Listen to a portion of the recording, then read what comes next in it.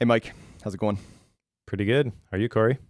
I'm doing well. I'm doing well. This is my first time in the seat as the official co-host. I was declared last episode, and now I'm official, so it feels good. Feels good. Feels like I'm chair's more comfy today. The microphone feels better in front of my mouth.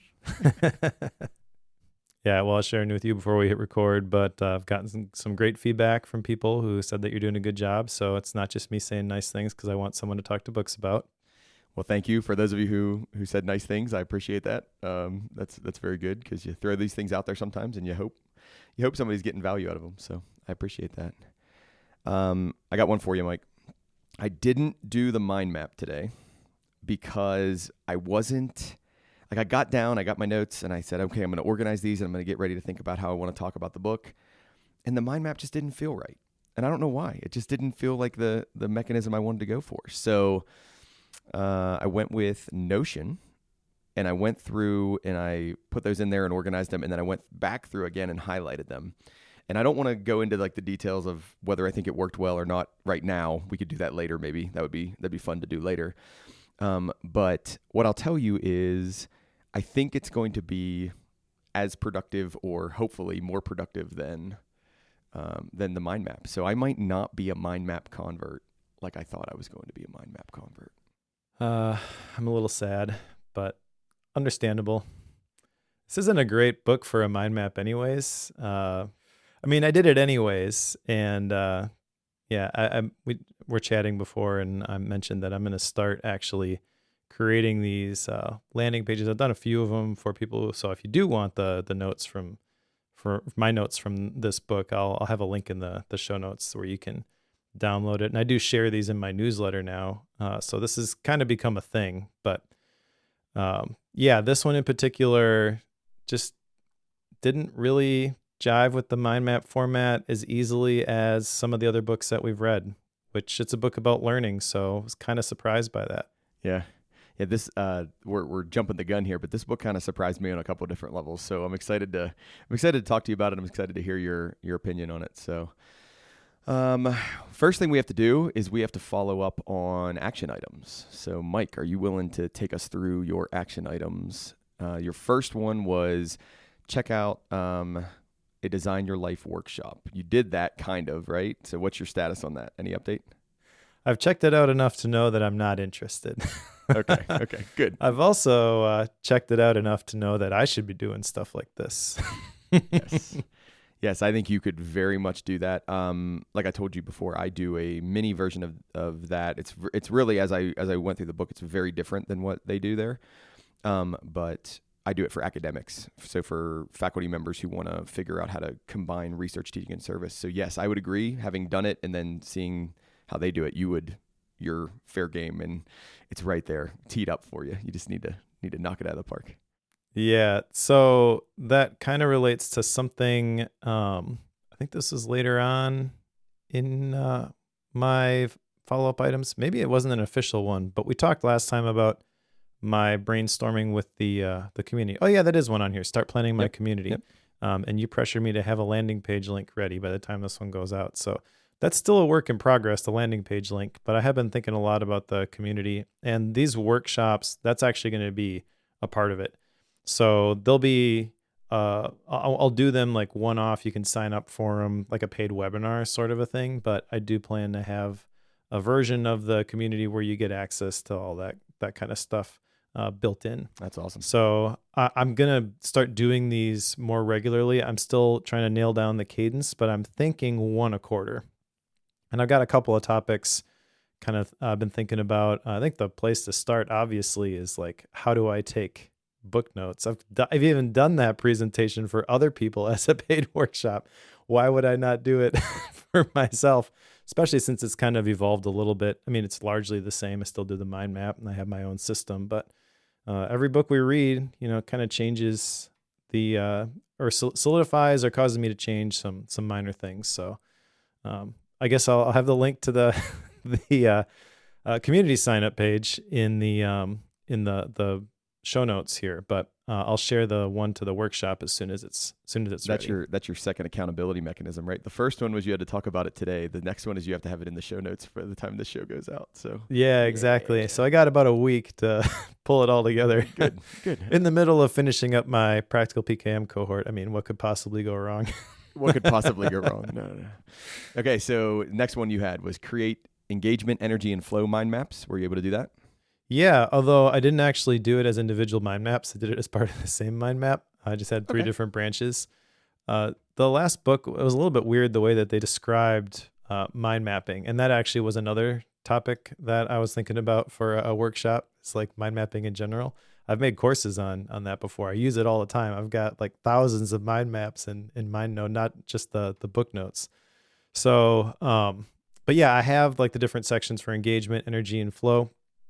And it wasn't as insightful as I thought it was going to be. The big takeaways here were I tend to get into flow when I'm doing stuff solo. So like writing or reading or even like building business systems, which is maybe kind of weird to some people, but I mean, that was my previous job, was like business systems, director of operations, essentially integrator. And so like systems are kind of my thing. I love tweaking those. The energy and engagement ones, though, were largely the same. The things that I get really engaged with and the things that give me a lot of energy are basically when I can do live stuff with other people. So that makes sense. Recording a podcast is that to a certain degree, but I think more so even than that, it's like the coaching type stuff. So it would be like the workshops that we were talking about, or like the cohort that I'm going through right now. Like I had in the last session that I did, I walked through like the task dashboard and all the different ways that you can do task management in Obsidian and how I manage and track my habits and all this kind of stuff. And I created like 130 little screencast clips that I put into my Keynote. And every time I do one of these cohorts, I'm like, well, I did one previously. This is the third one. I'll just use what I had last time. I literally redid every single screencast. And then at the end, I'm like, okay, so that was a lot. Like I was really excited and I really liked showing it to everybody. And everyone at the end was like, that was amazing, but it was a lot. Yeah. Well, and if you're like me, you'll do that. I don't know if you'll do that every time, but you'll do that for the first like 3, 4, 5 times. And then you'll get to the groove and you'll be like, okay, these are good enough. I need to focus my time in other places. So yeah, I will get there, I'm sure. But the thing that really was eye-opening to me is like not the presentation of the technical stuff. Like that's kind of cool. And I like showing those videos and seeing people on Zoom, like their eyes get real big. Like, I didn't know you could do that. But what really lights me up is at the end when people ask the questions. And I feel like I know enough to help point them in the right direction. It's like, I have no idea what to do in this situation. What do you have for me? And then I like go into my thing. And then at the end, like, so does that make sense? I'm like, oh yeah, that was great. That's exactly what I needed. That is the thing that I absolutely love. So let me ask a question on this one. You get energy from those live events. Do you find yourself, because you've admitted you're an introvert, do you find yourself on the tail end of that like a half hour later, an hour later, you're just drained? Or does it have a long tail? Like, do you stay energized longer than that? No, I definitely crash, although I'm getting better at managing it. I feel like I don't get quite as high or quite as low, but there was a point where like my wife and I have our date night on Tuesday, and we would always record Focused on Tuesdays. And the days that I would record Focus, like afterwards, I would just be a puddle of mush. Like I couldn't do anything. And she's like, what the heck is wrong with you? And I'm like, I recorded a podcast. Yeah. No, I'm the same way though. Like I love teaching. Teaching gives me energy. Interacting with students, it's so much fun. And then I get to like 5:30, 6 o'clock in the evening, and I'm like, oh, I'm just drained. Like I'm just absolutely spent because it was so much fun and it was so high that like the load drops low. So, all right, good. Let's move to the next one. You had make a list of your mentors. Were you able to do that? Kinda. This needs more work. I have a general list of some of my mentors, but I didn't get as much time to build this out as I had hoped. So again, didn't really get the insight that I wanted from this specific one. I would kind of mark this as a failure on my end. The other ones were pretty much I was pretty much able to follow through with all of those, including the examine my morning routine. I mean, I talked about habits this week in the cohort, so I had to do that. Had to Yeah. update the slides. What I discovered from my morning routine is that over time, I have been creeping towards, okay, I'm awake, time to get to work. Yeah. So it forced me to kind of reset and realize that that first hour of my day, like that is sacred time. And I really need to protect that for the routine and nothing else. I need to shut down the part of my brain that is telling me that because I am upright, I need to be working. Yes. No, I couldn't agree with you more that I found myself in that routine. And it's been over the last, week or two that I've really took a step back and said, no, take the time this morning to do what makes sense to do first. Right. And for me, that's, prayer, meditation, reading the Bible, right? Like take the time to do those things first, because if you don't do that, you're probably going to not do it today. Like you're probably going to figure out a way to push it away. And I've found that over the last 2 weeks, that's been huge for me. So that's cool. That's cool that you've realized that. How about you? You had a couple of them. Yeah, so mine were identify gravity and anchor problems in my life. And what I've tried to do as I've identified problems is I've tried to separate those two. And what I've realized is that I guess what I've realized is it's harder to tell between an anchor problem and a gravity problem than I thought it would be. That there's actually a little bit of overlap between those two, and something that I clearly came out and said, no, this is definitely a gravity problem. It's really just like a deep-seated anchor problem. Like that anchor is really, really stuck into the ground, but there are definitely ways around it that I'm not thinking about, or ways around it that we as an institution aren't thinking about. So it's much more of like a really intense anchor problem and not truly a gravity problem. So my big learning from that is don't overthink, or don't over prioritize gravity, because gravity is the easy way out. Oh, that's hard. Boom. I'm just not going to worry about it, because I have to design around it. No, maybe it's just a really hard anchor problem and you have to work through that. My second one was reframe, do the failure reframe exercise. So reframe my failures for the last 3 failures. I did not do that for the last 3. I did it for a couple of them that I've had lately. And I'll tell you what, it's a valuable exercise. It's really one that changes the way you think about it and takes it from something that potentially impacts you negatively mentally. And you're like, oh man, like that's a really kind of a low point in the week, to go, oh yeah, that wasn't awesome, but look at how much better I can become out of that, or look at what I can learn through that process. So that's been good for me to do the failure reframe exercise. That's one that I will definitely keep doing as more failures pop up, because I have this philosophy that if I'm not failing 7 out of 10 times, I'm not trying. Like I'm not really pushing the boundary, right? Like if I'm hitting that goal or hitting that achievement too many times, am I really trying to push to do the fun, the hard, the things that stretch me? And a lot of people look at me and they're like, wait, you want to fail more than you succeed? And I'm like, appropriately, yes, but I'll get some side-eye looks for that one. So Nice. Alrighty. So those are our action items. Are you ready to move into the book? Let's do it. All right, so this week we're going to talk about Learn Like a Pro by Barbara Oakley and Olav Schewe, which I think is how you pronounce his last name. The full title of the book is Learn Like a Pro, Science-Based Tools to Become Better at Anything. The book is divided up into 11 sections, a tiny little introduction, which is basically like a, hey, readers, this is what you should think about. And then a checklist at the end, which is a really interesting kind of summary of the whole thing. And we'll just move, if you're good with it, we'll move right into the intro in chapter 1. So just real briefly on the book, it's pretty short. It's shorter than I thought it was going to be. I think it's only like 117 pages. And there are quite a few visuals that go along with it. I thought it was kind of weird that there were no parts to this book, because there's definitely some significant themes that they talk about, which I guess like that's one of the general things about this is I feel like this is really written for students. There are definitely sections of it where it's very generalizable and just about anybody can benefit from this stuff. But there is definitely a part of it where it's like, this is how you study for tests and stuff like that. So I felt it very easily could have been broken up into a couple different sections, and that maybe would have helped the flow a little bit.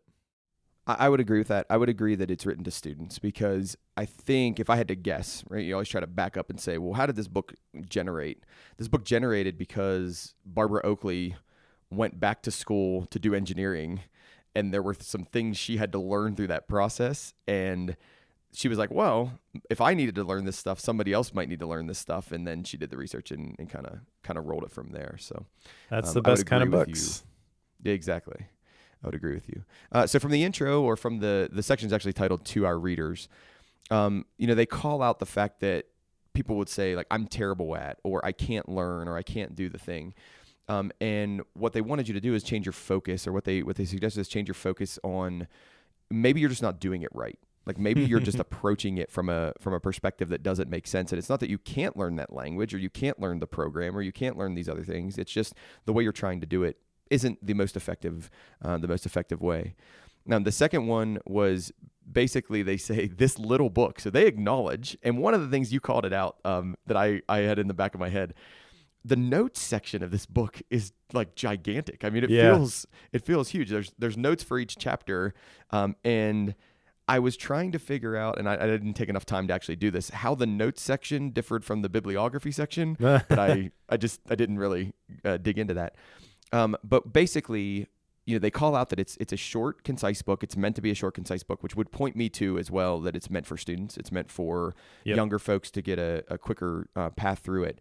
But then they say the very best of practical learning tools and insights. And you don't have to tell me right now, but Mike, before we end this conversation, I would like to know if you think this is the very best of practical tools and insights. Anything else on the intro before we move to one? No, but I'm having a hard time resisting answering that question right now. Just do it then. Just do it. Go ahead. Okay. Well, it's not. I'll say that because they talk about some productivity principles, which are good. I feel like the stuff that they share is actually good. And there was some insightful stuff here that helped solidify some things for me.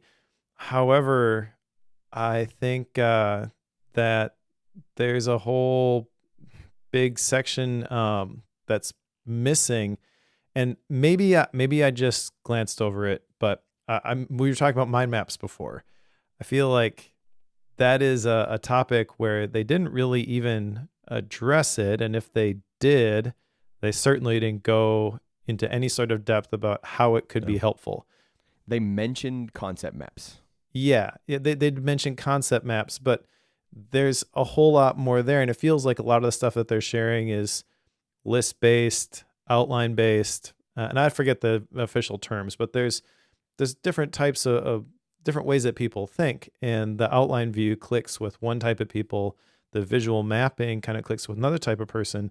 However, even if you consider yourself an outline person, you can gain additional insights by having the mind map, or the concept mapping piece to it. So I think this is, in terms of like really learning something, you need to have kind of these two balanced approaches, which is honestly why I like MindNodes so much, because it gives you the mind map and the outline for free, side by side. And when you look at both of those, every single time I do that, I feel like I get additional insights. Why, when I bring my notes over to Obsidian, I've got the mind map, but then I export it as the markdown, and I have all that markdown in there as the outline too. And then I can break it apart and link atomic notes together and things like that. But I felt like this was kind of heavy on the outline approach, and it's based off of somebody's experience. So you can't really fault them for that. But the whole idea of concept mapping, like, they kind of did it lip service, but they didn't really talk about it at all. And it's going to be a very, very much a missing piece I'm not really sure how they're framing this. I forget the science-based tools to become better at anything for certain types of people in certain types of situations. Yes. It really is what it is. Yep. I agree. And one of the things that I think is interesting about that too is the how-to. So the title of every chapter starts with how-to, et cetera, Yep. how-to, et cetera, how to, et cetera. So I think it's as much as a like mini tutorial, like you said, for certain types of people in certain situations. And I think if you're coming to this from zero, like from absolutely nowhere, good. It's a good place to start. Like we're hitting some of those high level things, but it's almost like a launch point to then figure out what works with you and then go figure out more later on down the road. And again, that would tie me back to, if it has a student focus to it, that actually makes a ton of sense, because that's where students are. Like students aren't at the level necessarily where they're going to go crazy into this. They really just want to know, like, how do I get better at X? Okay, here's a how-to guide for that. All right, so let's move into the chapter 1. So chapter 1 is how to focus intently and beat procrastination. And this will be, there were a couple different times in this book where I went, Mike, right? Like, and I just, I'm intrigued to hear you talk about it. So we start off with the Pomodoro technique, right? My question for you, Mike, is how many times in the 190 episodes that you've done here has the Pomodoro technique come up in one of these books? Well, I had the same thought. I'm like, oh, Pomodoro, like everybody knows about the Pomodoro. And then I started thinking about it. I'm like, actually, maybe not everybody does know about the Pomodoro, because I feel like maybe in the circles that I've ran in the places that I've worked, I hear about it a lot more than the average person. So the Pomodoro technique is definitely the place to start. And they do a pretty good job of describing it. Because a lot of times when people talk about the Pomodoro technique, they just focus on the timer aspect. You set the 25-minute timer, you do the thing, and then you take a 5-minute break. But they added a couple steps, which I think were good, in that before you sit down to do the 25 minutes of work, you have to eliminate as many distractions as you can. Yes. And then once you set the timer, you have to focus intently on your work. Those two additional steps, while they may seem obvious, I feel are very important when you are just trying to learn the Pomodoro technique maybe for the first time. I think it could save you a lot of trial and error maybe. And then they get into some of the brain science behind like what happens when you are doing the Pomodoro technique, like things you don't want to do. They activate this insular cortex, which is the pain in the brain. I like that description, but it usually disappears after about 20 minutes. And that's kind of the thing, is like, that's why the 25-minute timer is set, because you get to the end of it and then you realize, oh, that thing that I was dreading, I don't dread it anymore. And then it's kind of a jolt to your system, like, well, why were you dragging your feet on the thing? And then you're like, oh, yeah, I guess maybe next time I'll just do the thing. Yeah, yep, exactly. The big piece that you summarized it well. The big piece that comes out to me here is about what to do during the break, and they call out the fact that it's like, put your phone away, don't really be distracted by these other things, because that doesn't help you process, that doesn't help you recall, that doesn't help you work through things. And I can't remember if they mentioned it or not, but like one of the biggest things I think you can do is get up, move, and then for me it would be like get outside, right? So get sunshine, get some vitamin D, do something like that. If you can't get outside because it's too cold or it's too icy or whatever, at least walk around the hallways and do something.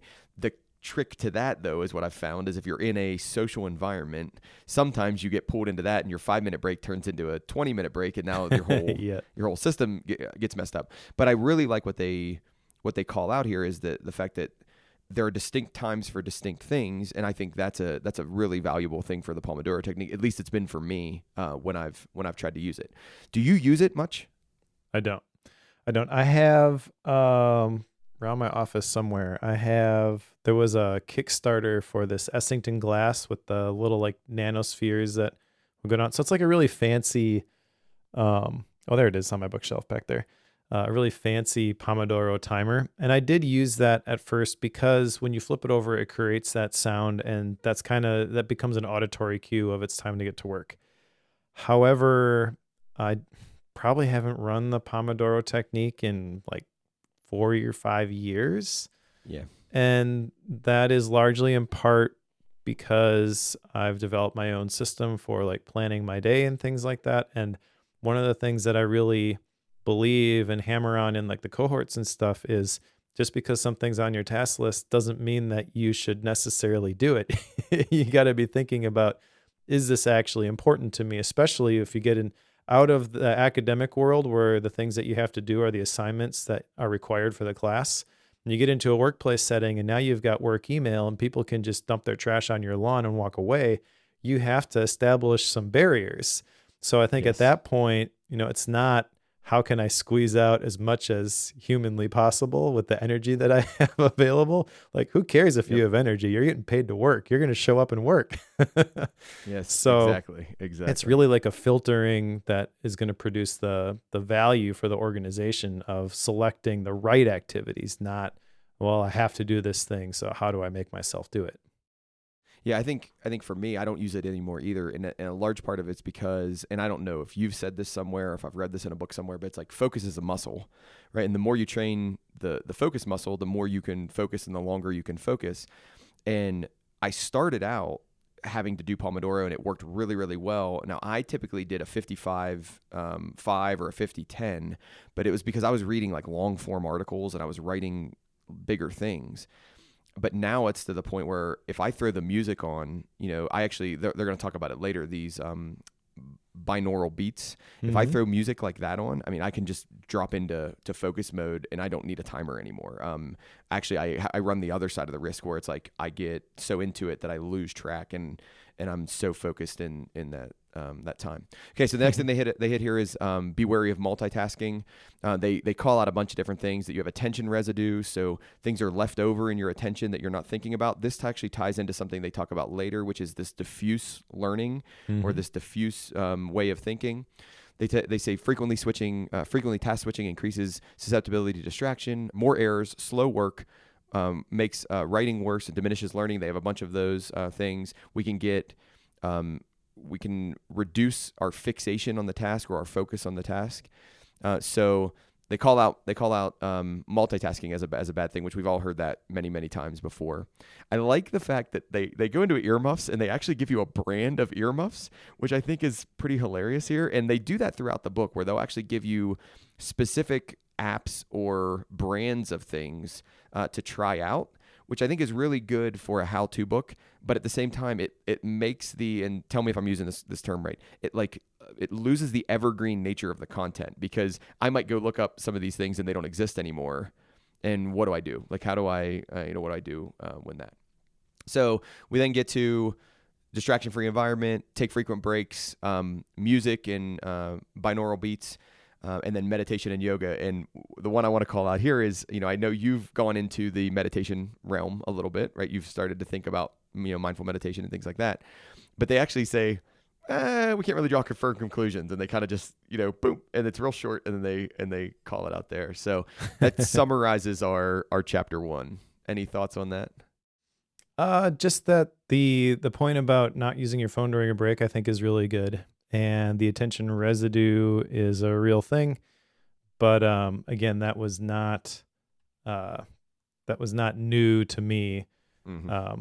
That was one of the first, that and the Pomodoro essentially were like the first things I learned when I started studying productivity like 10 years ago. So again, maybe this is geared towards an introductory into these types of concepts, which, makes sense that it's in chapter 1, but nothing really profound here, in my opinion. Okay, good. So let's move to chapter 2. Chapter 2 is the how to overcome being stuck. So how to overcome being stuck. One of the key points they make in this section is, as long as you're focusing on a particular topic, you're blocking the activities of your diffuse mode on that topic. So they call out this distinction between focused mode and diffuse mode. And focused mode is like, okay, I'm editing a paper, so I'm looking at the actual small level sentence structure, and am I using the right words in the right places and overall. The diffuse mode would be, I'm thinking about the ideas of what to write.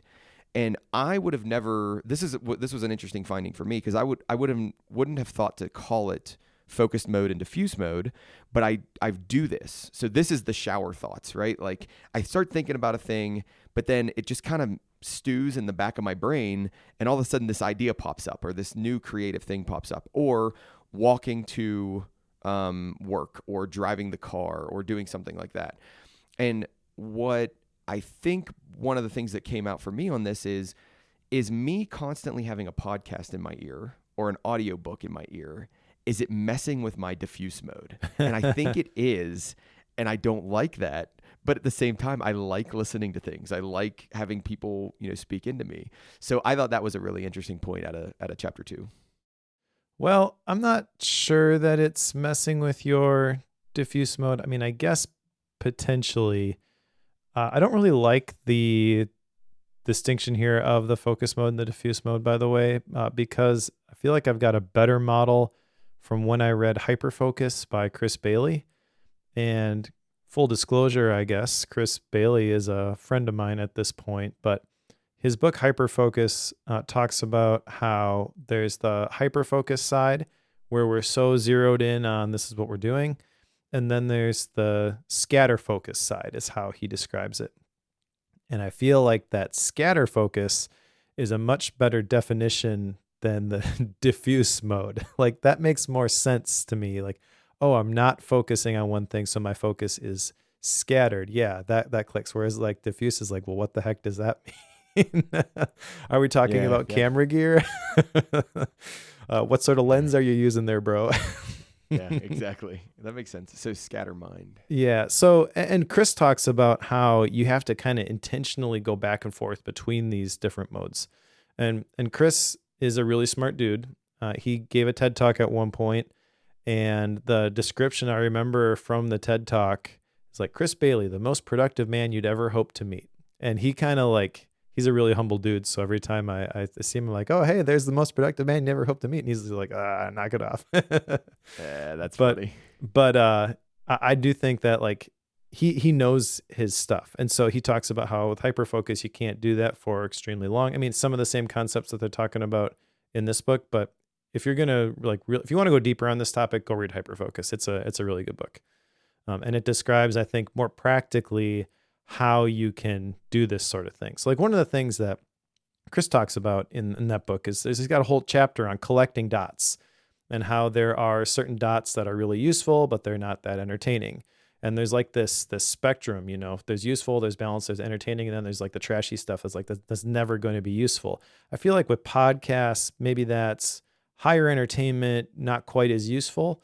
There you could get really useful stuff from a podcast too. I guess it kind of depends which ones you listen to and how you're going to be listening to them. But just the fact that it's going on in the background, I don't think that's necessarily working against the scatter focus or diffuse mode. You just got to recognize that when you're doing that, you're not wringing out every drop of value you can from the words that are being spoken. But as long as you're okay with that, like who cares? Yeah, and maybe that's a good distinction that I hadn't had until right now is there are certain podcasts where I should be doing them in more of the hyper focus mode and I should be taking notes while I'm listening to that. And then there are other ones that are much more background scatterbrained or scatter focus mode. And that's okay. Like I'm driving to work and I don't really need to take notes on this. I really just care about, you know, the new thing that came out or what's happening in this world. And that's all right. So I got to jump in right here and ask you, like, where does Bookworm land on that then? Is that one of those ones that you should be taking notes on? So the way I used to listen to it is it depended on the book. Okay. So there were certain books you all would cover where I really wanted to get something out of that book, you know, and I was like, okay, let's see what these guys have to say about this. And then there were other ones were just like, you know, I'm driving to work. I don't really care. Like, let's just throw Bookworm on. So it all just depended on the episode, like, which is not normal for me with all my podcasts. Like there are very few. So another one would be Andrew Huberman's podcast. Yeah. So he runs one where it's about like health and wellness and fitness and things like that. And there are certain ones that I just don't listen to because I'm just like, yeah, I don't care about that one. Or there are other ones where I'm like, I'm going to listen to this. I'm going to take notes because it's so intriguing and it's so interesting to me. So that's interesting. I would like to think that we have very high quality conversations, but I would still say that people don't take notes listening to Bookworm because that kind of taps into the thing with like audiobooks is like, oh, well, I know that because I listened to it. No, you don't. No, you don't. You didn't engage with the material in a meaningful way to really solidify this stuff. And so I at first, you know, when Joe and I started this podcast, we thought people would be reading along with us. And it turned out that a lot of people were listening to the podcast as kind of like a filter as to whether they were going to read the book. And over time, I feel like that is the ideal way to do this. Grab something that's entertaining that you can listen to on your commutes or when you're at the gym or when you're doing chores around the house. But you're not going to stop on your riding lawnmower because I say something profound and jot down a note. Just recognize that may trigger something, open up a loop in your brain like, oh, that book, those ideas that they were discussing, that sounds interesting. I'm going to go study that further and then go pick up the book. And if you want to use the affiliate links that are in the show notes, cool. Yeah. But then you have to do the additional work to really like make it your own. And I feel like we're in this place right now as a society where like we hear things or we watch a video on social media and I now know this thing. It's I call it the internet philosophers. Yeah, exactly. And I feel like that's dangerous, and we should all be rebelling against that as hard as we can whenever we can. Well, and I don't know about your philosophy, so I'd be interested to hear this. When I listen to an audiobook, if it's a nonfiction audiobook that I'm listening to, usually it's because I'm running and I want a way to distract myself from the running. And all I'm trying to get is like one or two key ideas out of that book, right? Like, so I'll listen to a 5-hour audiobook because I'm like, okay, is there one or two things like, or are there one or two things I can grab from that book? And like, that is worth it to me. Like that is of value to me. It entertained me while I ran and it gave me one or two things. If I'm listening to a fiction book, I don't even care, right? It's just like, okay, it's in the background. It's whatever is happening. So here's my question for you. Are there any podcasts that you actually listen to and take notes while you listen to them? Never. I will occasionally, like if I'm out for a run and someone mentions something and I'm like, that sounds cool, I need to check that out. Then I'll capture a note inside of drafts, and about once a week, I'll process my drafts inbox. And if I still want to go check out that thing, I'll go check out the thing. There've only been two for me. So there's one that's happening right now, and it's because I'm using it to prepare for another thing. So, but the only reason I do it is because I need that information to be successful in the other thing that I'm doing. The other one was the exact same situation, but it was on a one-time deal. It's like they did an episode that was so valuable that I listened to it a second time and took notes on it the second time. So that's interesting. Wow. Okay. I didn't expect us to go down the podcast rabbit hole. It can be valuable. That's the thing. But the things that you pick up, I guess when I'm listening to a podcast or an audiobook, I'll listen to audiobooks a lot of times when I want to just like read something again, or I've read the actual book and I just want to review some of the material. So I'll just, play that instead of a podcast when I go for a run or whatever. But the fact that you're collecting this information, these are dots that are going into your brain, that does have an effect, whether or not you can recall it. So from the perspective of today's book, did you actually learn it? No, but that doesn't mean that it didn't have an impact. Yeah. You can't regurgitate it on a test, but those are still dots that you've collected. And at some point you will connect them in the right conditions when the time is right, and they will produce something useful. So I try to curate the stuff that I listen to. I want it to be potentially useful, but I'm not trying to wring every ounce of value that I can out of it. It's just something that is on in the background, and that stuff is maybe not getting as far down as if I were actually forcing myself to take notes on it right there. But that's okay because I have limited time, attention, and energy available to me. So I'll select my own spots when I'm going to dive deep on that stuff and decide what I really think about things. Yeah, that makes sense. All right, so they call diffuse mode the strategic weapon, or what did Bailey call it? Scatter mode? Scatter focus, yep. Scatter focus, right? So they call that the strategic weapon, and then they go into a series in chapter 2 of giving you techniques and methods, right? So they call the hard start technique. You scan over a test or a set of homework problems or something difficult. You mark the ones that are difficult. You work on them for a few minutes, and then you intentionally step away to let this diffuse mode or the scatter focus work in the background.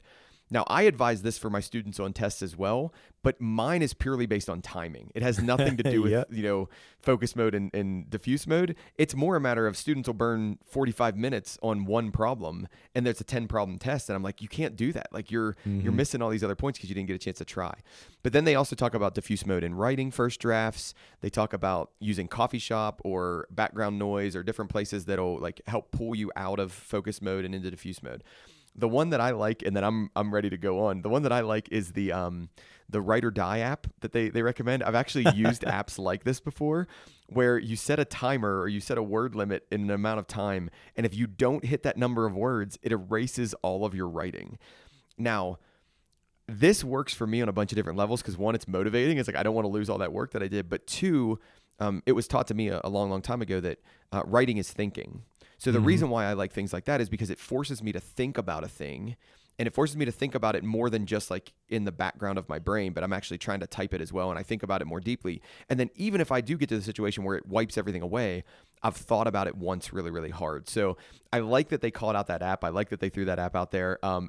Use it with caution, because if you're one of those people that like will get really devastated when it wipes away all your writing, it might happen. And then it's technology, so sometimes it glitches and it doesn't work the way it's supposed to, and it cuts early or whatever. So that wraps up 2 for me. What else? Do you have anything else to add for 2? No, but this Ride or Die app terrifies me. I don't think I would touch this with a 10-foot pole. It's really, really great if you use it appropriately and your brain can handle that kind of a thing. And when you get to that point where you're like, I just have writer's block, I can't write anything, it's a way to move yourself through. All right, let's go to chapter 3. How to learn anything deeply. Now, I think this is a very, very aggressive title. Aggressive is probably not the right word. What word am I looking for, Mike? Like it's clickbaity? I don't know. Yeah, it's clickbaity. It's like this is an SEO title for sure. Yeah, anything. Okay. So what they're taking us through here is they're taking us through a little bit more of the neuroscience, how axons and, other neurons and stuff fire and how they connect together. My takeaway from this was basically, okay, we've got these different parts of our brain. We're going to do different things with different parts of our brain. Retrieval practice comes into here. Mike, do we get into working memory and long-term memory in this section, or is it in a different section?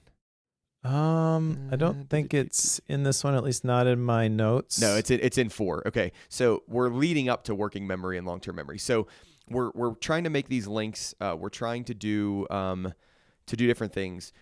Retrieval practice is what stood out for me in this chapter. So retrieval practice, in other words, you want to see if you can pull information from your memory or work with it in your own mind rather than simply looking at it, working through this. And I think, this is where I really connected with Oakley, the author, because as an engineering student, I would look at all these problems being done, these example problems being done, and I would think, okay, that's easy, right? Piece of cake. And then I'd get the problem and I'd be like, oh my, I have no idea what to do, right? Like I don't even know how to start it. I don't know what assumptions to make. I don't know anything about this problem.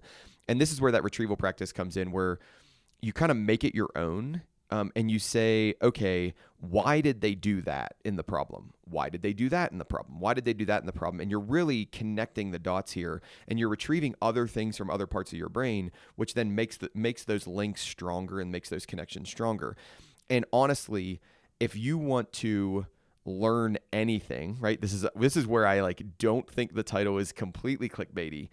If you run this process, it really significantly helps you learn in any context, like in almost any context, is this retrieval practice. And that's where I think they move out of the clickbaity title. Yeah, the thing that I got out of this chapter that I really enjoyed was the description of how the chain links get forged together. And this is where they've got some visuals to illustrate this. But this really doesn't have to do with the how-to part, but I really enjoyed the actual scientific description of what actually happens, where you've got these 86 million different neurons in your brain, and understanding how they actually get wired together was kind of cool. And they kind of build on that as they go too. But some of the big takeaways to me were that when you learn new things, you're building on things that you already know. And when you're creating these links, the more that you retrieve these sets of links, the stronger that you make them, which makes a lot of sense. Like every time you review that material, essentially you're reinforcing that set of links there. But the thing that really I have the most notes on probably is like right at the end, they talk about, well, the real place where the learning is solidified is in your sleep. And there's nothing you can do about that other than try to get more sleep. And here's some tactics for doing that. I have to say that how to fall asleep more easily. They talk about clearing your mind by making a list for tomorrow, avoid blue light from your phones and screens, make it dark, use a weighted blanket, put your mobile phone in another room. those are all great suggestions. I've actually pieced together my own sleep routine, and that's largely it. So I think I agree with that. But then the relaxation technique to fall asleep, like I tried this, it doesn't work for me. And this isn't the only version of this I've found. Any of those like articles, how to fall asleep in 2 minutes, that's essentially what they're talking about here. These have never worked for me.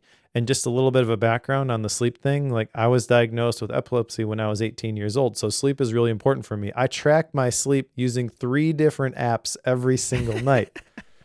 Okay. Now I'm not constantly going back and looking at that data or saying, oh, I only got 57% last night. I better just batten down the hatches and stay in bed all day because who knows what's going to happen. But the truth is that, a seizure can be triggered by a lack of sleep. Now I haven't had issues in over 20 years. So like it's under control, but largely because I'm doing everything that I can to optimize the quality and the quantity of the sleep that I get. However, I feel like this relaxation technique to fall asleep, maybe this works if you are a student and you are getting up early because you have to, but then staying up late because you want to. Yep. That's immediately what I thought of when I read this. Is like, well, this would work for someone who's just like constantly wired from the stimulus of like being in a college setting. But when you get into the real world, don't get frustrated when that doesn't work because it's probably not going to work. Do you have trouble sleeping, Mike? Like, do you have trouble getting to sleep at night? I mean, I have never been able to get one of these hacks to work for me, but I don't think I have trouble sleeping. I'm not the type of person where I'm out the minute that my head hits the pillow. In fact, I get frustrated sometimes because like my wife and I will be talking and then all of a sudden she's out. And I'm like, where'd you go? Yeah. So I am that person, right? So you would get frustrated with me because I mean, I can think about going to bed and then in 5 minutes I'm asleep. It is very, very rare for me not to be able to. I can drink a cup of coffee and then 10 minutes later go to sleep. Like it's not, that might just tell you about my coffee consumption, but like it is not it is not a challenge for me. So this section really, I got it and I understand that. What I think was interesting about this is I thought about it through the lens of like Red Bull, Monster, all of these energy drinks, and the fact that like, at least I know for the guys, a lot of the guys I work with, they'll do what you say, like they have to be up for 8 a.m. class or 9 a.m. class or whatever it is, and then they're playing video games until 2 a.m. Yep. And usually they're not living the healthiest life while they play the video games. So they're eating food that doesn't make sense. And it's like, okay, I could maybe see this kind of working through that. What I thought was weird about this chapter too, though, is we talk about some heavier, they're not heavy, but heavier concepts. So you've got recall practice or retrieval practice. You've got interleaving, which is basically mixing concepts, right? Don't stay focused on the same concept, mix concepts together. You talk about the axons and stuff. But then we get into these other things. Procrastination, exercise, nutrition, sleep, and it just felt like it came out of nowhere to me. That is like these two chapters kind of muddied, this chapter kind of muddied into two topics that I don't know if it should have been 2 chapters or not, but it felt kind of strange to me. Yeah, it is a little bit weird. Yeah, I like their one connection to some more current things was the ideal spacing intervals, and that is spaced repetition. So you'll see like programs like RemNote comes around, and RemNote's purpose is to try to help you with spaced repetition, which I think that was pretty cool. So that was a good tie-in.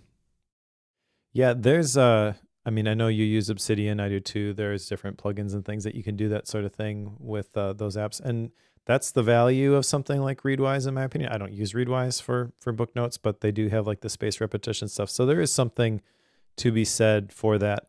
I think if you're really trying to like ingrain this stuff, though, one of the big things that they touched on but really didn't hit hard is you got to exercise. You got to be active every single day. They talk about how exercise is critical for learning because it produces that brain-derived neurotrophic factor. Is that what the name is? The BDNF? Where is it? Yes, brain-derived nootropic factor. Yep.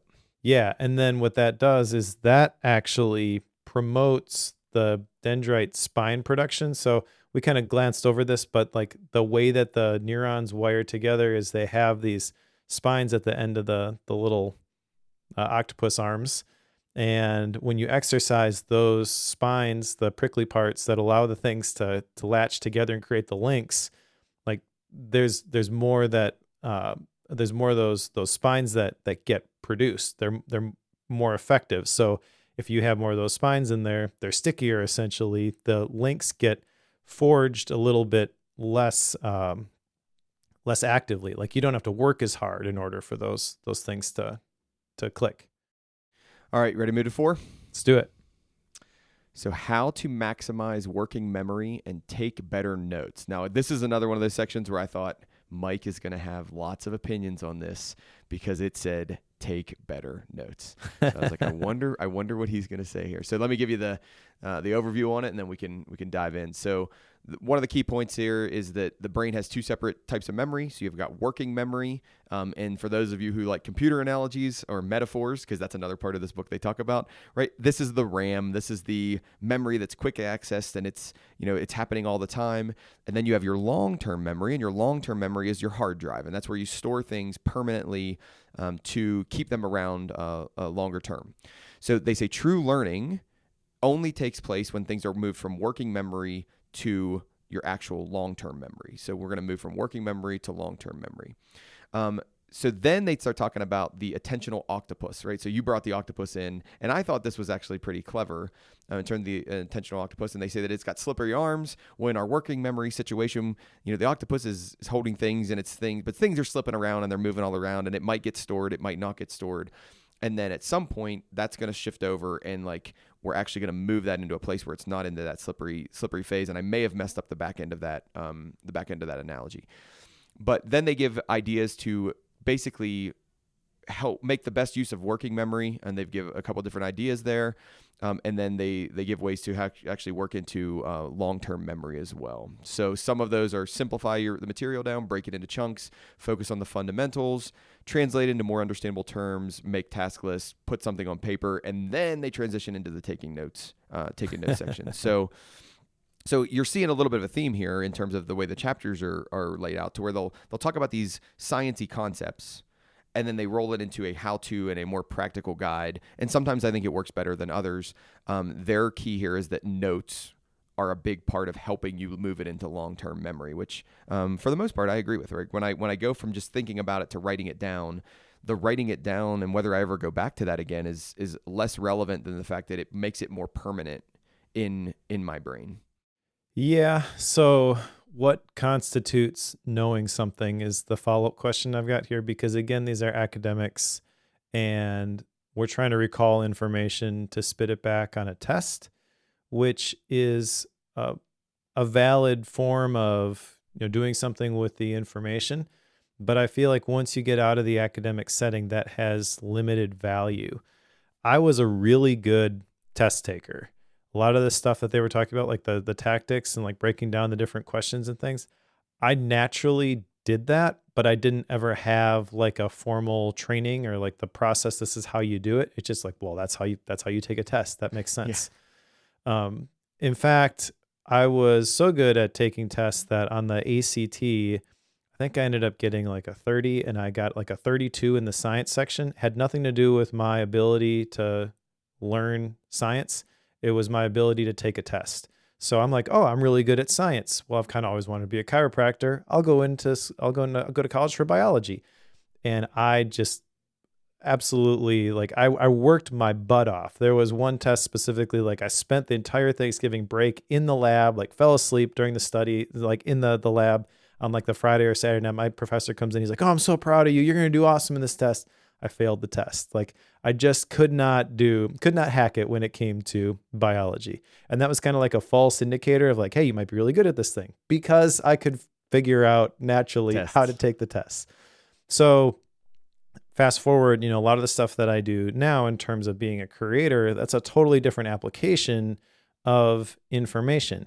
You can read all the books, you can have all the information, you could spit back this is how you implement GTD. That means absolutely nothing in the world that I'm in right now, because it's, well, how do you actually apply that to make something new? And not just like make something like, well, here's my book notes from whatever, and this is what David Allen has said, but like putting your own spin on these concepts, that's a totally different skill. And so I feel like the taking better notes, like, yeah, it's an important piece, but the type of notes that you're taking and then really what you're doing with those is important. And you have to think through, how am I going to use this stuff again in the future? Because the default way, and I say default just because like the perspective that they're sharing in the book does not align with my goals and objectives for taking notes at all, which means that my approach is very different, which is why it's understandable that, creating concept maps is one bullet point at the bottom of this one chapter in this very short book, when really like that's so important to all of my productivity and creativity workflows. Well, and that would make sense to me, like to think about yours versus what they're doing. You're trying to make connections between things and then take those connections and make new content out of that, right? And that's interesting and relevant and, advances our way of thinking about it. For their situation as academics, and we roll into like test taking, it's largely about recall and being able to apply that in a confined set of problems or a confined context that's related to a class or whatever that might be, which they're very, very different. Like they are very, very different environments. I teach my students all the time. One of the things I don't teach is I don't teach specific software platforms. I teach them how to learn software because I have no idea what they're going to go do. I have no idea what application they're going to get into. Yep. And it takes them a little while to wrap their head around that. That's like, oh, it doesn't matter if we're modeling in Fusion 360 or if we're modeling in Tinkercad or if we're modeling something else. I need to understand what a revolution is because revolutions happen in all of those modeling platforms, and I'm going to need to figure out how to do it in all those platforms. So you're right. Like, but that's the thing is that application with the digital economy that we're all going to work in once we get out of school, that's less and less important. Who cares what the information is? Because when you're on the job, you're going to need to be able to write a good ChatGPT query or a good Google search in order to surface it quickly. The thing that you're not going to be able to reproduce easily, and the thing that's going to add value, I think, is, well, what do you think about this? Or how do you actually use that? It's not just the recall. In the cohort I'm going through, I talk about 3 different levels of information. And there's the one level, which is just the information where I've got it in the archive and I can go find it. Like that's the bare minimum. And we've got technological tools that can help us with that. And then the next one is kind of revelation, where I don't even need to go look for it anymore because I've internalized it. And that's kind of what they're talking about here. But the top level I call application. It's like, what are you doing with it? And so we are doing people a disservice if we don't kind of push them in that direction. Like that's what I'm trying to do with the cohort is like, you got to make something out of this. I don't care if you don't think you're creative, and I don't care if you don't have a blog or a podcast or a YouTube channel. You've got to decide, what does this mean to me and how am I going to use it? And if you're not going to use it, then it's not useful. Chuck it and find some information that is. Yep, I agree. I agree completely. All right, let's talk about memorizing. So the next chapter is how to memorize. And their key point out of this one is memorizing key pieces of information releases mental power so we can understand more complex concepts and solve more advanced problems. So they tie memorizing into almost establishing a foundation that lets us do some of these more advanced things that we've been talking about. In general, I understand this, even though I loathe memorization with a passion. Like the idea of memorizing something for the sake of memorizing it actually stirs up some like frustration and maybe anger in me. Now, what I think is very, very valuable is if I work in a field and in the field, there's a base level of knowledge I need to know and I need to understand. But I don't call that memorization. I call that learning the base level of knowledge in the field, which I know that's a nuanced discrepancy there. But it's like I'm not memorizing it just to memorize facts so I can regurgitate it back to you. I'm learning it because I'm going to apply it so readily and so directly that it just helps me apply it way faster. And that's what I think really is, it gets at the crux of it. And I see students all the time, right, having direct experience with this. I see students all the time. What are they trying to do? They're trying to memorize, they're trying to pass the test, and then dump. And they will 100% dump all of that information. They could care less about ever keeping it in their brain. Really, they just want to pass the test. And this happens, I think, more and more. This is why I actually got out of biology and healthcare and any of those fields, is because so much of that was well, I just need to know every body part in the human body. No, like why? Like what help does that give me at all? But I see the balance in this, right? Like actually learning and knowing things and having a base level of knowledge, they would call it memorizing in the book, but actually having that base level of knowledge does help you do things better. So it's like if I can have an understanding of, for me, right? If I can have an understanding of material properties, it helps me manufacture better.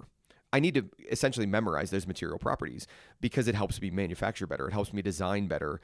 So yes, I get that. But I kind of have a fundamental issue with the way they position memorization as, I guess the way they prioritize it, or the way they put it on a pedestal. They run us through a bunch of different memorization techniques, which I'm sure we'll get to here in a little bit. But the first thing I want to do, Mike, is I want to know what your thoughts are on memorization. Well, I don't do a ton of memorization, but I do think that there's value in it. However, I think there's like different levels of memorization here also, kind of going back to like the 3 levels of information that I mentioned. Like number 1, let's just talk about like memorizing scripture. I feel like that's valuable because then I'm more likely to recall it. Yeah, I can go search for it, but sometimes it's more valuable to have it like tip of the tongue because I can use that to make better decisions. But there's another level here with memorization, another example that comes to mind with like musical scales, because I've played guitar in the worship team for a long time. Currently I'm playing bass. And one of the things that really helped me with bass in particular was understanding the scales. Now, there was a point where I was taking lessons and my teacher could say, okay, it's time to play the B major scale. And I could sit and I could think about it and I could do it. Like if he's walking through it and I'm playing along with him, then I could do it at the same speed that he did it. But that doesn't mean that I have actually memorized it to the point where I can use this in a live setting. Because when we're playing at church, okay, now we're going off the page and, we just changed keys from B to E. Well, let's think through what's the E scale. I can't in the middle of the song play through the E scale. At that point, I just got to know this is E, this is the 3rd, this is the 5th. These are my options. Yep. And I've gotten to the point now where I can do that live and it unlocks the instrument. It is way more interesting, even for people who are listening. Like this is the difference between somebody who is really good at an instrument and someone who is, okay. And I can play the guitar in my dorm room and people think it sounds cool, right? There's a whole nother professional level to be achieved when you have really internalized these concepts. But again, it's not just can you spit it back when someone asks you or when it appears on a test. So I think there's value in memorization. I like where they talk about how memorizing helps you understand more complex topics better and solve more advanced problems. I mean, that is 100% true. When I understand one scale, it helps with the next scale. And then the next scale gets easier. But you still got to put in the work in order to really internalize all those things. And I don't think the verbal memory tricks and the mnemonics are really the thing that's gonna get you there. You gotta put in a bunch of effort. But then also they talked about how I think it was this chapter or maybe it was the chapter before. I can't remember. But like, oh no, it's in this chapter. Half of your brain is involved in visual processing, but only 10% is auditory. Okay, so why are we focused on the verbal memory tricks? And they do share some visual memory tricks here too, like vivid images and memory palaces, things like that. You know what else is visual and really great? Mind maps. Like, you would do that. Well, I'm not saying like, they definitely should have talked about it here, but it just illustrates the point that they're approaching this from a single perspective. So you got to kind of weigh the stuff that they're saying here, and there's some really good stuff that they're saying here, but then you got to figure out, how do I actually apply this for myself? And the list of things that they're giving you in this 117-page book is not comprehensive. So take the concepts, figure out how to own it. Yeah. So let's get into those verbal and visual just a little bit more. They say acronyms for verbal, sentences for verbal. So acronym would be like RICE, rest, ice, compression, elevation when you twist your ankle. Sentences are, which I had not heard this version of this, but it works. My very elderly mother just served us noodles. Mercury, Venus, Earth, Mars, Jupiter, Saturn, Uranus, Neptune. The one that they completely missed in the verbal section for me. And the reason I say like it's a complete miss is because I use it with the boys all the time, and it is crazy effective. It's actually effective for me. But songs, like we completely miss taking an idea or taking a concept and turning it into a song. I can't tell you the number of things we've memorized in our house based on putting some sort of musical melody behind it, and then like, you know, just repeating it and just singing it, and it sticks in your brain, and the next thing you know, you're singing it. So I think that was a huge miss in this section. Then the visual memory tricks, they say vivid images. Basically, the more crazy, the more fun, the more wild your image is, the more likely you are to remember it. And then I've tried this one. I've never been able to get it to work. But the memory palace thing, where you're like, oh, I'm gonna walk through the door, and on the wall there's the picture of this, and on the thing, and I think about like, nope. That's just not me. Like, I am not going to memorize anything. I'm not able to memorize anything through a memory palace or a memory map or whatever it might be. So those are some of the things they threw out for us. Oh, metaphor, and then metaphor was the last one, which I use metaphors all the time. So that was a natural for me. I do remember when I was in Toastmasters, one of the, like, they have different levels, and the top level is like the distinguished Toastmaster and the DTM. So one of the DTMs in my club had given me advice one time of doing that sort of thing when you are trying to memorize a speech where you are essentially walking through a familiar place. So I don't know if this is exactly the memory palace. It sounded like it.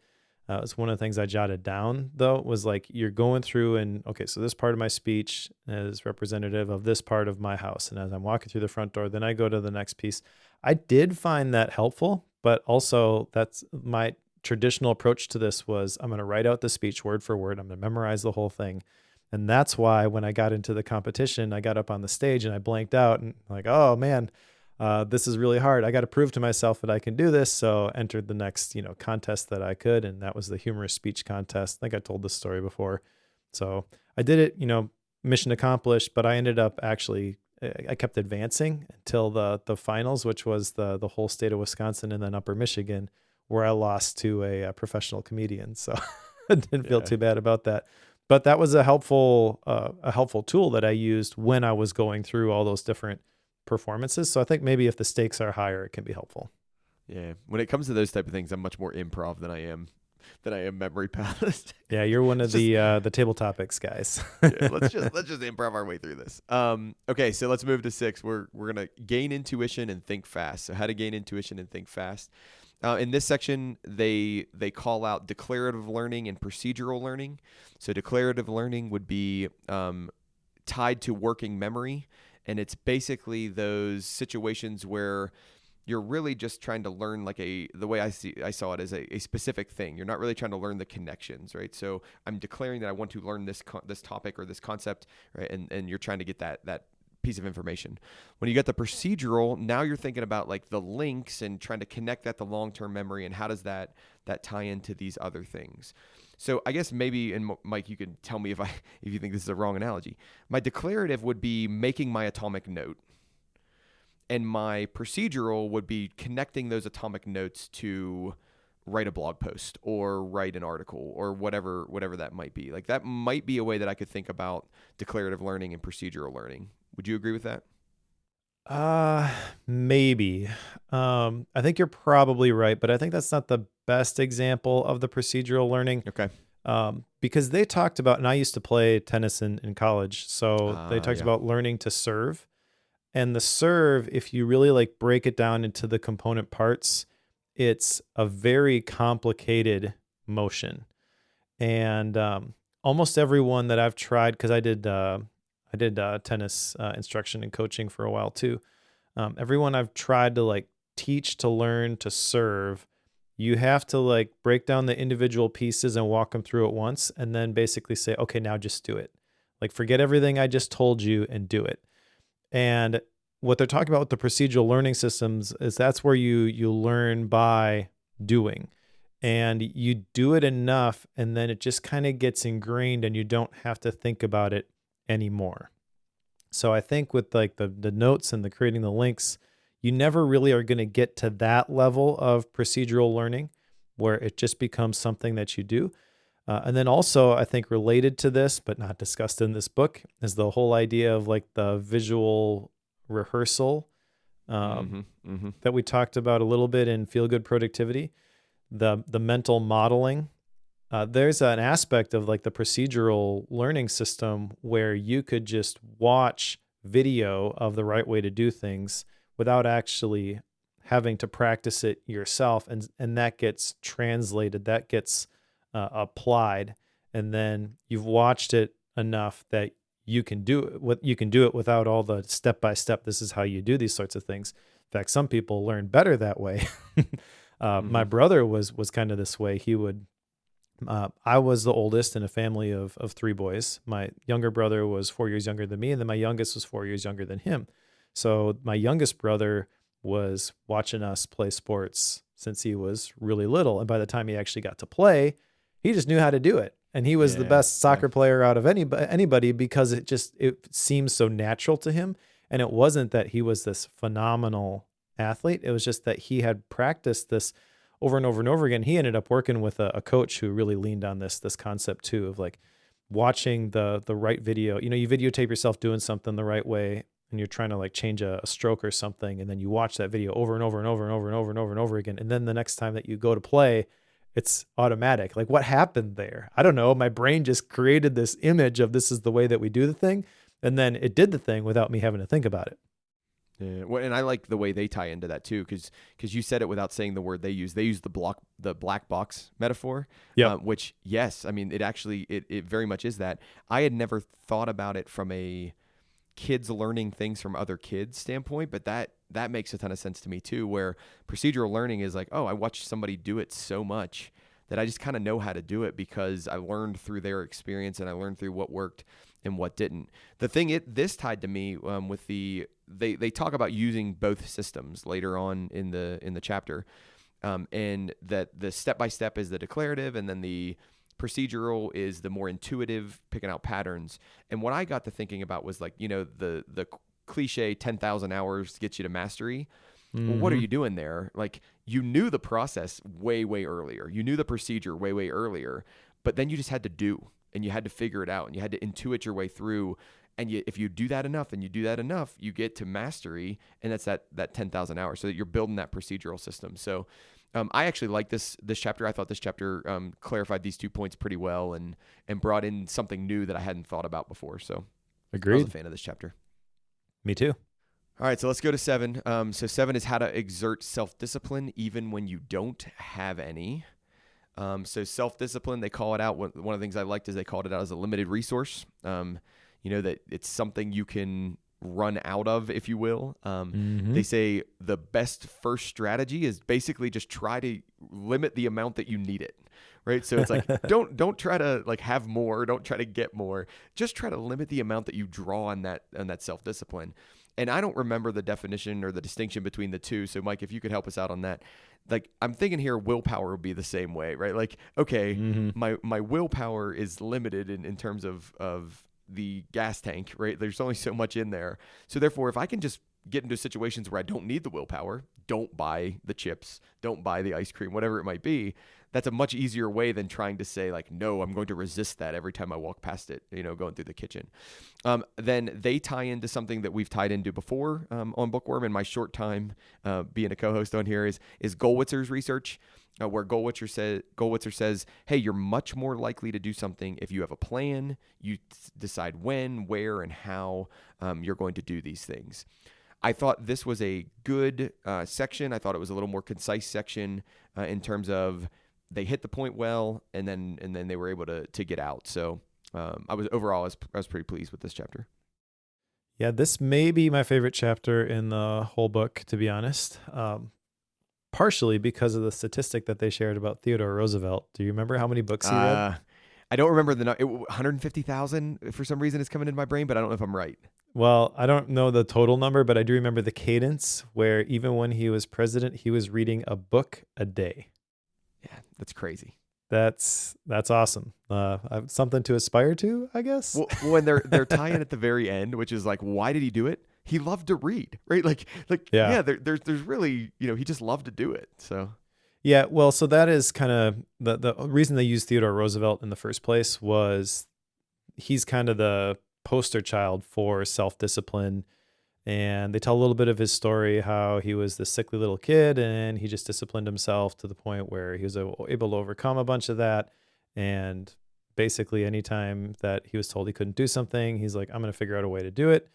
So there's something to be said about that. But the larger point that they're making in this chapter, and you kind of alluded to it, was the best way to practice self-discipline or to act in a disciplined way is not to have to use it.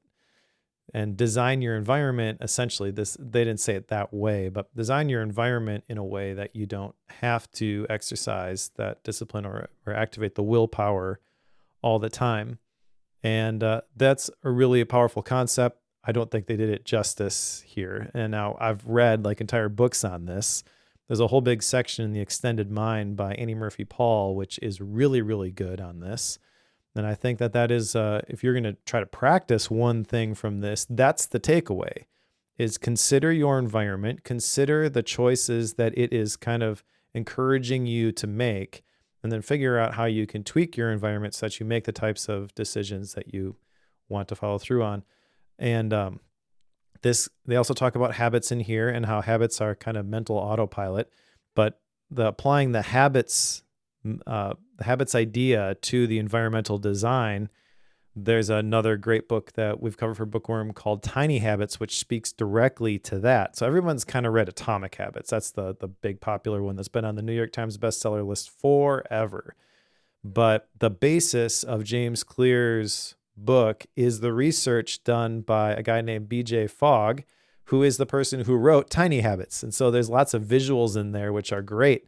They show like if you have a lot of ability to do something, it's easy to do, your motivation is high, then the prompt is going to succeed at this point in the curve. And so you can kind of apply the environmental design idea to create the situation where you either follow through on the habits that you want to do, or you can kind of reverse engineer this. So if you want to break a bad habit, you can make it harder to do. You can not buy the cookies and keep them in the pantry because you can go reach for them. And there's some really extreme examples of that type of stuff. Like I remember hearing a story one time about a guy who wanted to not watch TV as much. So what he did is he removed the batteries from the TV remote. So the TV remote is still on the coffee table, but every time he sits down to turn it on, I got to go get batteries from the kitchen if I really want to watch TV. And that was enough friction that, he didn't do it. He read the book instead or whatever he wanted to do. So lots of really good stuff in here. But again, like if you're going to get any sort of value from it, you got to dig deeper. Yeah. And it's funny because I didn't even take any notes on the habits section because I've read Atomic Habits, I've read Tiny Habits, and like those were just so much more rich and valuable for me that I didn't even capture anything there on habits. Yeah. All right. Moving on to 8. So let's talk about motivating ourselves. So this one's how to motivate yourself. What I liked here is they call out the fact that motivating yourself isn't just about how much you want something. It's about how much effort you're willing to put in to actually get the thing. And I don't know if I've never heard that before or I've never heard it presented in that way. But man, did I think that was a really powerful statement. It's like, oh, okay. And the way I've thought about it before is like action versus intention, where motivation, is this action this intention side, and then I have to actually move it over to action in order to make something out of it. Well, they kind of smush those two together here. I mean, they say, how much effort are you willing to put out there? Then they give advice on how to build and maintain your motivation, find value in your studies. And again, they link it back to school, right? So find value in your studies, work to experience mastery, set goals, and then work with others. They reframe here. So they talk about a section where they reframe the task to identify all the benefits. So say, let's take this task and let's get some benefits out of there. Reward yourself, which we've heard, most have heard many, many times. It's like, oh, if I do the following things, I get this reward when I'm done.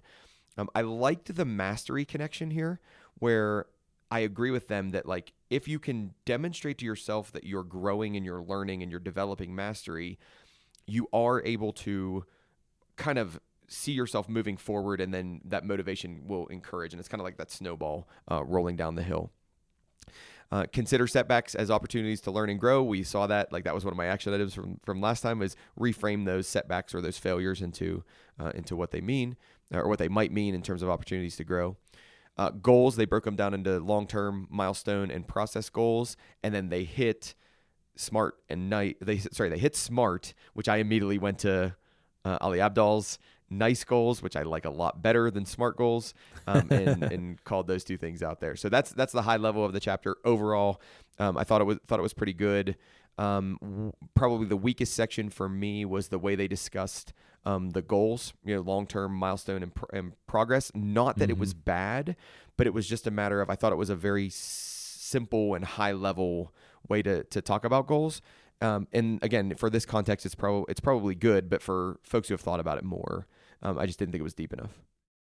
I agree. Although with the goal stuff specifically, again, I don't think that that's really where they should be concentrating the effort anyways.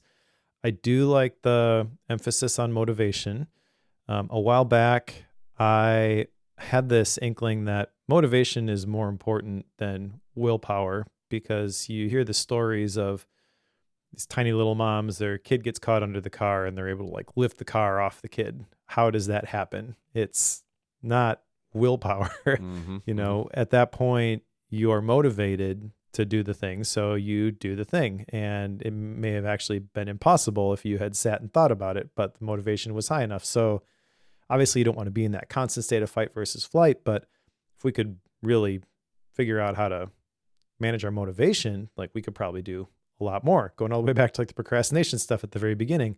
So I put out a call to the bookworm audience and I asked for book suggestions on the topic of motivation. And there was one that was really good called Master Your Motivation by Susan Fowler. So again, like there's a whole book that goes a lot deeper into these concepts that they're just touching on here. But just an example of like how this kind of maps. In Master Your Motivation, they talk about how there are 3 things that we need to thrive: choice, connection, and competence. And so one of the things I jotted down here, the way they said it, is a feeling of mastery is a powerful motivator. Well, yeah, that's the competence piece. But the choice and the connection are also important aspects here. So they didn't really get into that. They did talk about how it's motivated by dopamine. Maybe a little bit. I don't think it's entirely. So I don't know. I guess this is the danger of when you write a book based on your experience. Like you really need to, if you want to present a full picture of some of this stuff, you got to do a ton more research. And maybe they did the research and they just cut out a bunch of the stuff because they wanted to keep it real short and practical, which that's fine. That's a valid approach, but it's not the one I like, I guess. Yep. Okay. So now, Mike, this is where the book, I don't want to say is done for me, but I did not get a ton out of 9, 10, and 11. So I thought 9, 10, and 11 were light: how to read effectively, how to win big on tests, and then how to be a pro learner. So I'm okay with kind of lumping these 3 together. If you're okay with lumping these 3 together, it all just depends on how you want to approach this. And it wasn't that they were bad. It was just a matter of like, I thought we got even lighter in these sections for me. Sure. Well, I think chapter 9, how to read effectively, obviously in a podcast called Bookworm, this could be its own section, but they don't do a great job of explaining this, I think. One of the things that stood out to me here is that when you're finished, write a 3-sentence summary. That's actually something that I've added to my book notes. When I bring them over into Obsidian, I force myself to write a 3-sentence summary. So I think that is a valuable tip there. But then they talk about how annotating is a great strategy for active reading, but the way that they described annotating, I don't think I'm going to use. But essentially, this is what I do with the mind maps that I create. I have the emoji system. So they advocate for important ideas, relationships between concepts, your own examples of references, information you don't understand or need clarified, summaries of key paragraphs, potential test questions. Again, my categories are going to be a little bit different, but essentially I like that idea of figuring out what's actually useful from this information that you just consumed. All right, can I stop you? Yeah. So this is where one of my action items comes from this book, right? And it may be the only action item from this book, and I'll elaborate more when we start talking about the next book and where we're gonna go.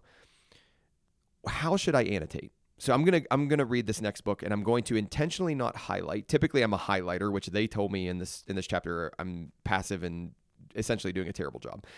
So I'm going to annotate this next book. So give me the Mike Schmitz here are the key steps to annotating while you read or annotating to get something out of this book? That's hard to answer. So for me, it's going to be based on figuring out your own system for like the how to read a book concept. So that's essentially figure out what are the arguments the author is making, and then you're trying to decide what of this actually matters.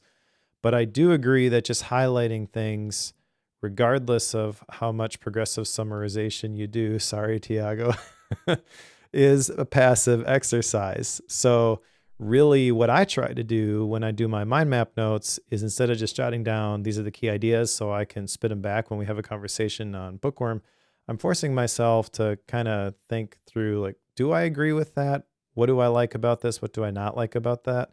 And I try to incorporate more opinions as I go. So I think the very basic level, if you're doing this with just the physical book and a pen, would be as you see something, underline it. Okay. But then on the margin, like put in a little opinion note as to why you underlined it. I do this with the stuff that we go through for our men's group.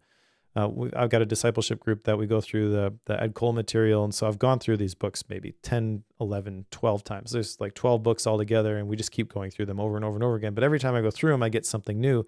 Every time I go through them, I buy a new book. We read a chapter for the week. I underline things. And then because I'm leading the group, I often will put like questions in the margins that I want to ask my guys. And it's kind of a thing now where I'll ask a random deep question and they're like, yeah, I knew you were going to ask that one when I read that. So predictable. You're so predictable. Yeah. Okay. So I'll try that. Right. Like that's one of my action items for this week is to, when I read this next book, I'm going to annotate it and ask interesting questions, and I'm going to try to make my own opinions out of what the author is saying. Okay. Yep. Now, chapter 10, how to win big on tests. This one I don't really have anything for. I don't think this really applies to me. But maybe just briefly, we could say that they advise to practice with old tests whenever you can. And that's probably a good idea. I'm kind of curious if you make your old tests available to your students, you give them that as a resource, or if you would recommend this strategy for people. I do not. So I recommend the strategy, right? If you can, but that has really less to do with learning, and it has more to do with just understanding the style of your professor, right? And they call that out here. Like they don't like tests. So here's my problem with chapter 10. I hate tests. I think tests are bogus in terms of what do they actually demonstrate to me in terms of your learning. So this is the educator side of me. I'll stop here in 2 seconds. I'll be on a soapbox for 2 seconds.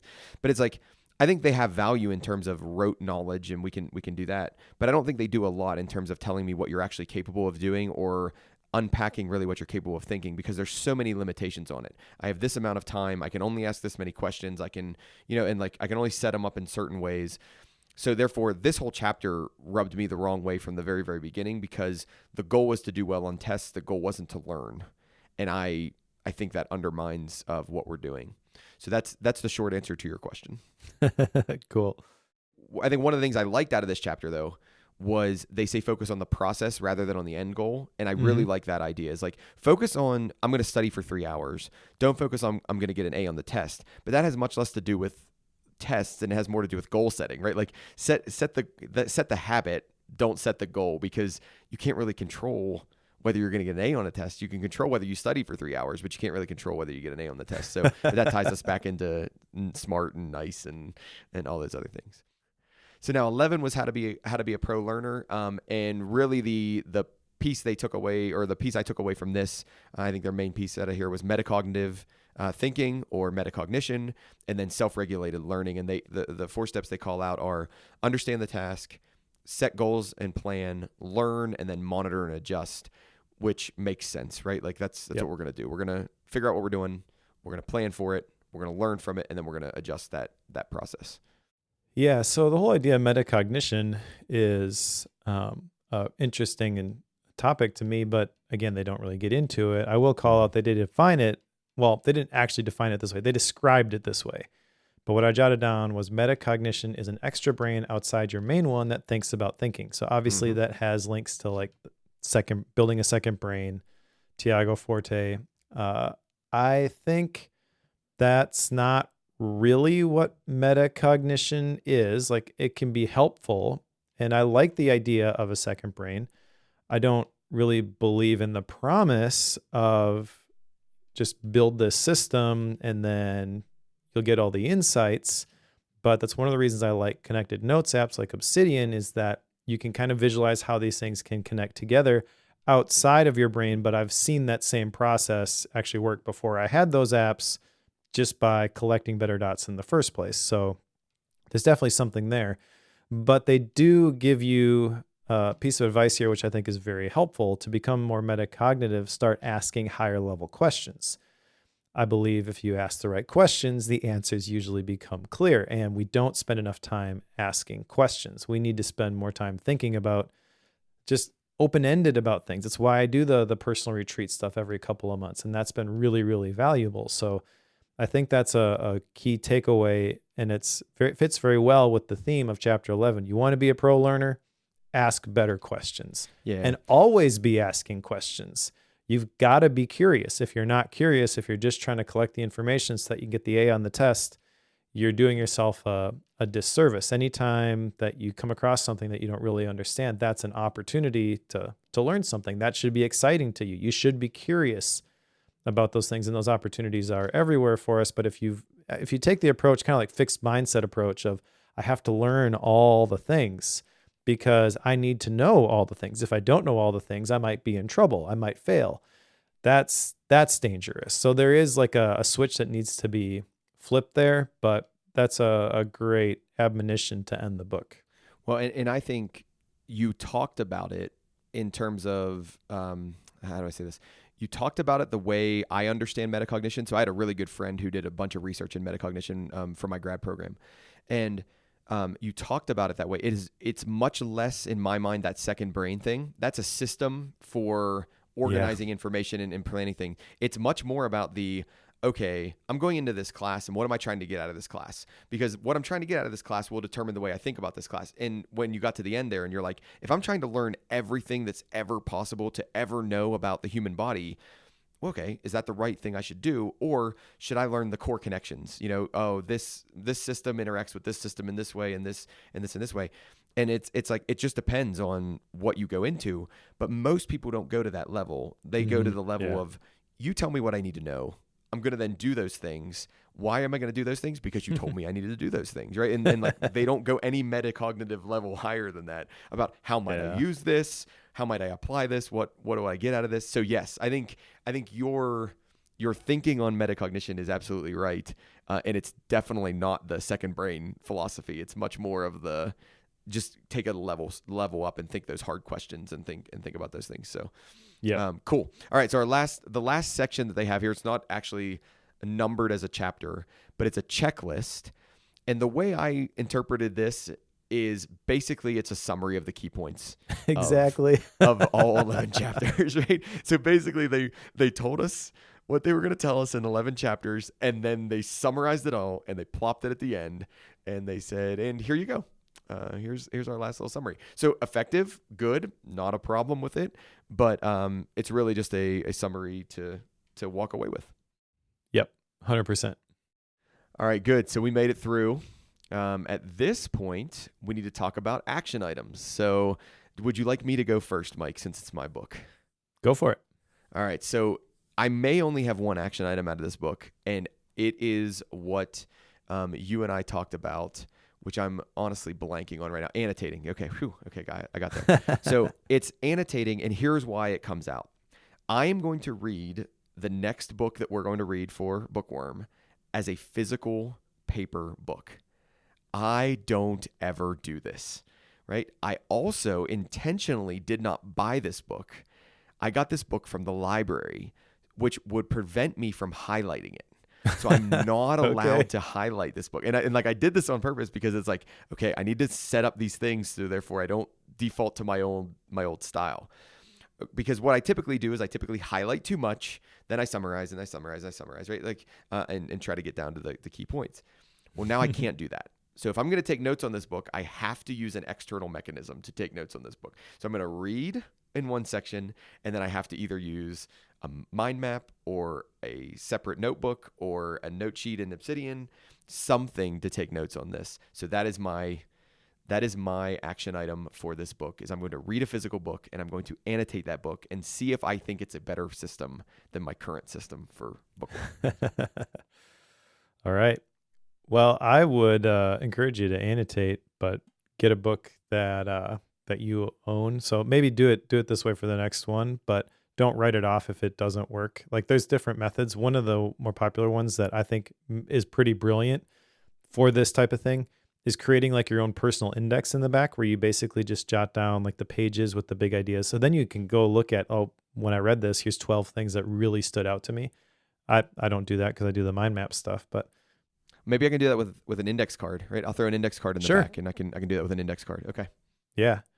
Another helpful thing with context for that, by the way, Sean Blanc told me one time whenever someone would recommend a book to him, he does the index in the back, but he would also get an index card with the person who recommended the book to him and put that in the thing. Cause that's additional context. Like, well, why do I even have this book? Oh, well, Mike recommended it. I really appreciate Mike's recommendations. So that adds more credence to the ideas, so anyways, my action item comes from chapter 4 on taking better notes. There wasn't a whole lot in that chapter that I really liked, but they did mention split notes. So you've got the notes and then you've got kind of your annotations about what you took notes on the side. And the version of that I immediately thought of was this like Cornell notes style where you've got the notes and then kind of the annotations, like the footnotes essentially on the side instead of at the bottom of the document.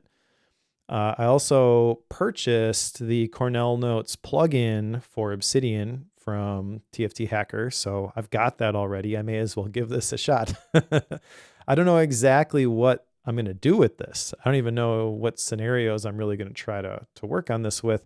I guess I could start, if I'm going to be writing things, by putting in footnotes and then just have those appear on the side. Maybe if I do that once or twice, it will spark some insight and this will gain some traction. But I'm really not expecting a lot from this one. I have that. I may as well give it a shot. Have you done Cornell Notes ever in your life? I have not. Okay, so my suggestion to you is go look up, something quick, something easy, a 5-minute video or some little tutorial on it. It's a procedure. For some people, it works really, really well. So like some of my students in class will use Cornell Notes or a Cornell Notes system, and it's very, very valuable to them because it gives them a way to organize information. And then what you find is that a lot of people will lose track of the things they wanted to ask or the things they got confused on. And there's a whole section there of like, oh, these are the things I need to ask next class. So for a class situation, it makes a lot of sense. I'm not sure how it's going to work for a book. So I'm actually intrigued to hear how that goes for a book. Well, I don't think it's going to work for a book at all, to be honest. But as I was thinking about the writing process, and I've got a plugin already for like footnotes. I could see that being helpful to have those instead of at the bottom of the document on the side. Yep. So I guess I'm kind of banking on as soon as I try that and I see it on the side, that's going to trigger something in me to want to create more of those, but I'm not optimistic. Okay. Understood. All right. So now we move on to style and rating. It's my book, so I will go first. Overall, the style, we've talked about this a couple of different times. It was set at a level, I think, for folks who really haven't thought about this very much, and they're really just getting into learning and approaches towards learning and some of these high-level concepts. I agreed with Mike, although I don't think I would have said it this way coming into it. Very student-focused book, right? Very, very driven on the student. For those reasons, it drops down on my rating scale. I liked that they were clear. Like there wasn't anything that was difficult to understand. I thought their examples were pretty good in terms of their examples. I thought they did a good job coming in and summarizing at the end, so you could kind of just see it one more time as you were going. But overall, I'm probably going to give this book a 3 because I think the material was good and it was not inappropriate material, right? Like, so to move down to a 2 for me, I think we have to, inappropriate is probably the wrong word, but we have to like actually be I'm not good with the content. I was good with the content in this book. I just wasn't good at the level that it was written, or at the amount of depth that they went into certain things, because I wanted more. So I'll give it a 3. All right. Well, I think that I have 2 separate ratings for this book. If you are a student, I think it is probably a 4-star book. Okay. And I think that you would probably know better than I would, but I think a lot of students, they're not productivity nerds. Like, that's something you learn once you get out into the real world, because it's a survival mechanism. Yes, absolutely. So there's a lot of stuff in here that if I'm a 20-year-old, this is brand new, first time I've heard about the Pomodoro technique and a lot of the concepts in this book, then this could be revolutionary in the world that I know that exists. For myself, for probably a lot of people in the bookworm audience who are not students, I think you nailed it, that it is a 3-star book. It's all right. Yeah. There's some interesting stuff in here. It's not all, well, I knew that already.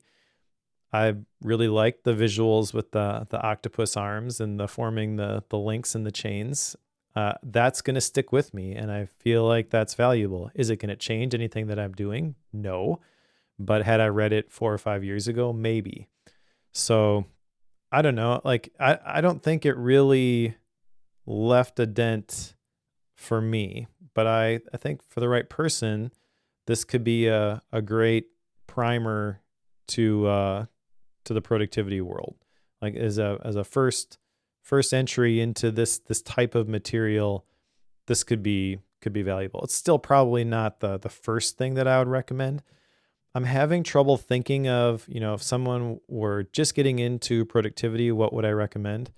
It's definitely not going to be Getting Things Done by David Allen, although that's probably most people's entry into this sort of stuff.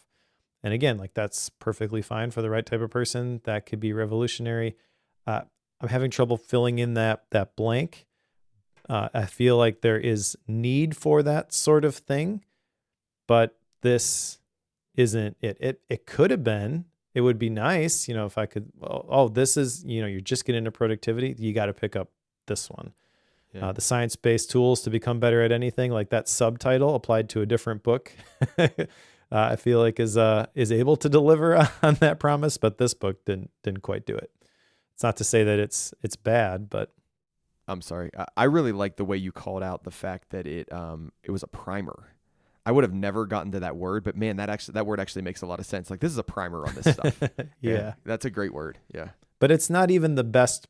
The best primer, I think, or at least it's not the ideal version of the primer. There's a different version of this book that is better for that specific use case. I don't know exactly what it looks like. I don't know who wrote it, but it's got to be out there. It's got to be out there, right? Yeah. All righty. So now we are at the stage where we think about upcoming books. So, Mike, what are we working on for the next episode? Well, I had originally said Influence by Robert Cialdini because I do want to read that. However, I'm going on vacation shortly, so we've got a short turnaround for this next book. And I am not reading 570 pages in the next week when I'm trying to wrap up a cohort and everything else. So Mike suggests that book, right? And we start looking at it, and I go, Mike, do you know this book's like 600 pages? And I was like, I don't think I can pull that off in that amount of time. And he goes, no, the last one wasn't that long. Like, why is this one that long? So they did a major revamp on this book between the edition you read and now. Yeah, and it went from basically 300 pages to 600 pages. So it doubled in length. And I did not realize that when I said, oh, yeah, we'll just do the updated one, because you always do the updated one. Yep. So we're going to put that one on the back burner for now.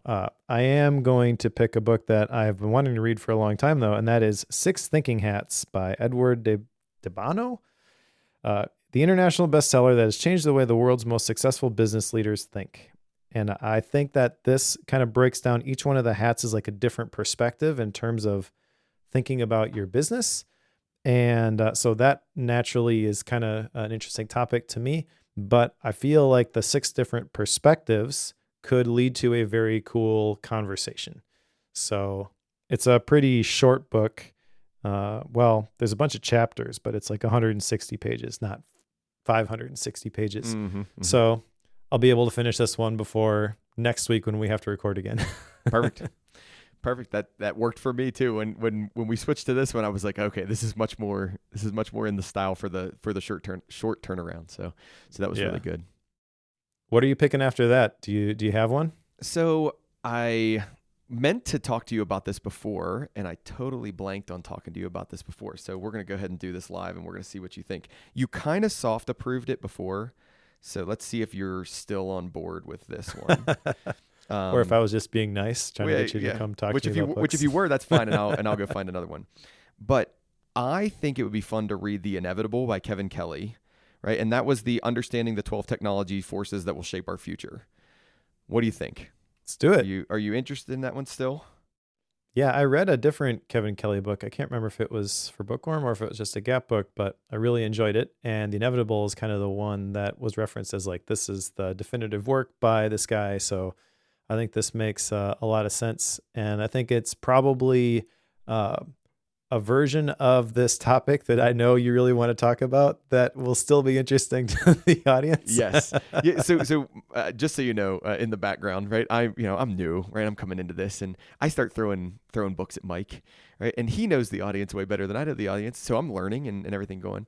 And I think this is a good version for you all. So hopefully that's true. And if it's not, feel free to give feedback, and I will learn as much as I can from that feedback. So that's the one.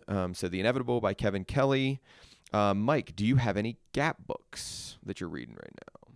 Not before the next episode. However, I'm going to probably read a whole bunch of Gap books while I'm on vacation. So maybe I will have some to report back.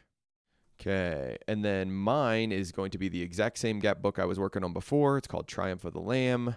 And it's because I did not make as much progress in that as I needed to, and I want to keep reading that. So is there a specific definition of a Gap book? Like, is there like a hardcore definition, Mike, of a Gap book? Like, do I have to finish it in the Gap? No, you don't.